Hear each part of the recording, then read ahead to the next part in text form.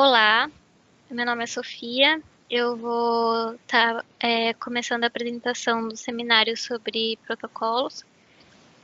O nosso grupo decidiu fazer sobre o tema Profibus, protocolos Profibus, e o grupo é composto pela Lara Rafaela Moraes, eu, Sofia Lírio Nunes Santos e o Luiz Henrique Lopes Araújo.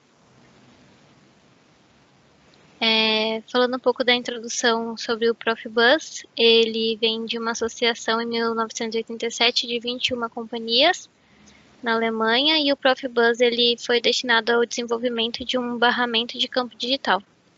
Ele é denominado como uma solução completa, inclusive é muito utilizado no mercado atualmente, e ele é denominado uma solução completa porque ele interage com dispositivos situados em níveis intermediários e superior em sistemas de automação.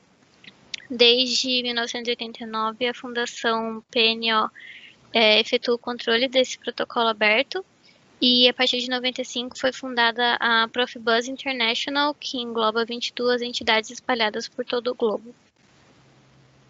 Um pouco sobre as características físicas. Então, falando da fibra ótica, que é utilizada em ambientes de alta interferência, redundância ou quando envolvidas em grandes distâncias. No caso, a gente está falando, né, de um protocolo de rede industrial, então por isso a necessidade de grandes distâncias e também velocidade rápida, né?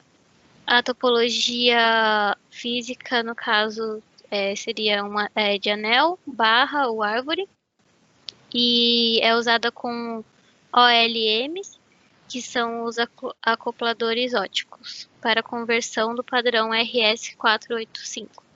Então, só para lembrar, o padrão é o RS485 e o protocolo seria o Profibus. Alguns tipos de fibra, né, seria monomodo, que é para distâncias maiores de 15 km, multimodo, que seriam de 2 a 3 km, plástico, que seria 80 metros, e HCS, que seria 500 metros. Um pouco sobre o controle de acesso ao meio. Os controles de acesso ao meio são efetuados com uma mistura de token ring entre os mestres e escravos, e é possível ter mais de um mestre na rede. A gente vai ver mais para frente que os mestres eles podem ser divididos em classes, né, categorizados em classes. E eles podem se comunicar com os escravos somente quando eles tiverem uma permissão token. O mestre escravo, eles, como eu disse, são configurados em classe. Então, a classe 1, ela tem permissão para ler e escrever dados no dispositivo de campo, e geralmente é um CLP. E o ciclo de varredura é a base do sistema de automação. O mestre classe 1 tem a presença obrigatória. O mestre classe 2, ele não necessariamente é obrigatório, mas ele pode estar presente. Geralmente são dispositivos de configuração. Eles são implementados durante o comissionamento da planta, ou ainda para manutenção ou diagnóstico da rede. O mestre classe 2, ele pode ler os estados de dispositivos escravos, mas ele não pode determinar as suas saídas.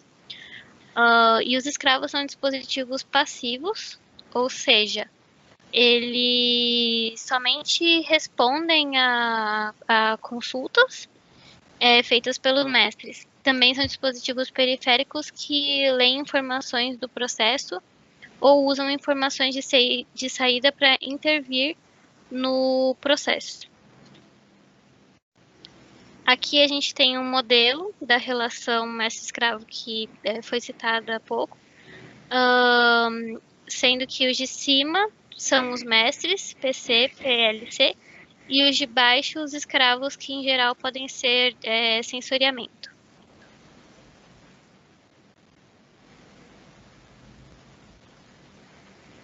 Bom, agora eu vou falar sobre o controle de destinação e recepção. Ele é basicamente feito através do RS485, codificando os dados utilizados, né, através da técnica que é chamada de Non-Return Zero, ou NRZ.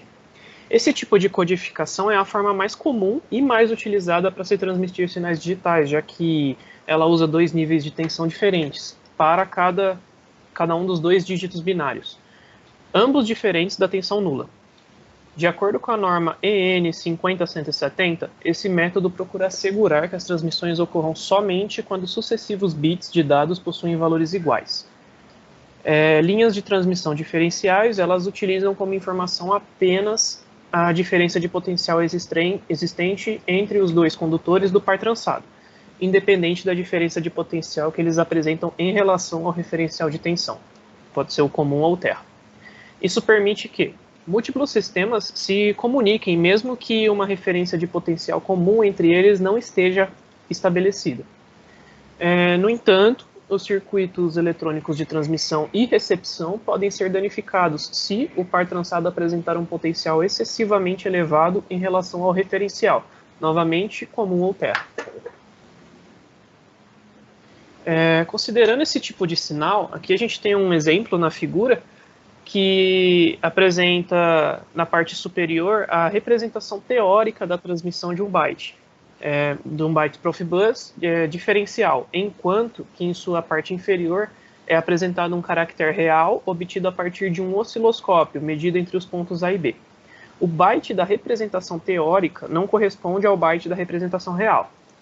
Nota-se, através da figura, que um caractere da camada física Profibus do tipo DP possui 11 bits, sendo o primeiro denominado como start bit, os 8 seguintes como bits de dados e o 10º como bit de paridade.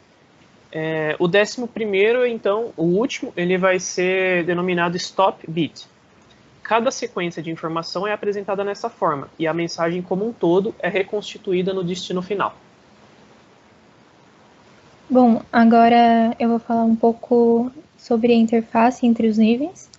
A arquitetura da rede Profibus ela é baseada em um protocolo de rede que segue o modelo ISO. O modelo ISO, como a gente já estudou anteriormente, ele possui as 7 camadas. No Profibus DP, que é um protocolo da família Profibus, são utilizadas as camadas 1 e 2 e também a interface do usuário. Já no Profibus PA e no Profinet, além dessas, a camada 7 também é utilizada. Essa arquitetura simplificada ela garante uma transmissão de dados de modo eficiente e rápida. A respeito das camadas, a gente pode explicar cada uma dessas 3. No caso da camada 1, ela inclui o meio físico, onde a mensagem é transportada, podendo ser por um cabo blindado de par trançado. Na camada 2, a gente fala sobre a camada de enlace. Então, é nessa camada que são formados os telegramas de mensagem. E é feito o controle de quando e por qual caminho a mensagem irá trafegar, a fim de evitar colisões entre 2 ou mais equipamentos que querem transmitir ao mesmo tempo. A camada 7 é quem faz a interface entre a máquina e o usuário. Acima da camada 7 está a funcionalidade real do instrumento, tal como medição, atuação, o controle ou a interface de operação de um configurador. Aqui a gente tem alguns exemplos de aplicação, por exemplo, Profibus DP, que faz parte da família Profibus, como eu já havia dito. E na imagem ao lado a gente tem uma aplicação, provavelmente já em indústria, onde é possível ver até a parte de comunicação com motores.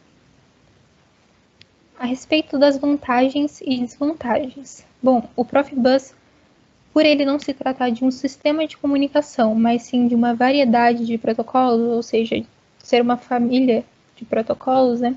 Ele cria um cenário do qual os usuários podem utilizar, criar e adaptar softwares e sistemas de maneiras únicas, com aplicações que são muito abrangentes, podendo serem adaptados e ajustados a diferentes necessidades da indústria, com vantagens e desvantagens específicas para cada protocolo e sua aplicação destinada. Dentre os protocolos que compõem a família Profibus, os mais utilizados são o Profibus FMS, que foi a versão inicial desenvolvida, estruturada para troca de informações complexas, que acabou que, por não ser tão flexível a aplicações de menor complexidade, foi deixado um pouco de lado e não é tão utilizado.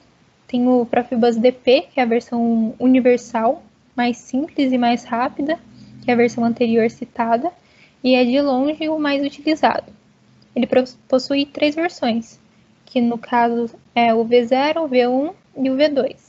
E cada uma dessas versões ela tem características e funcionalidades específicas e mais avançadas.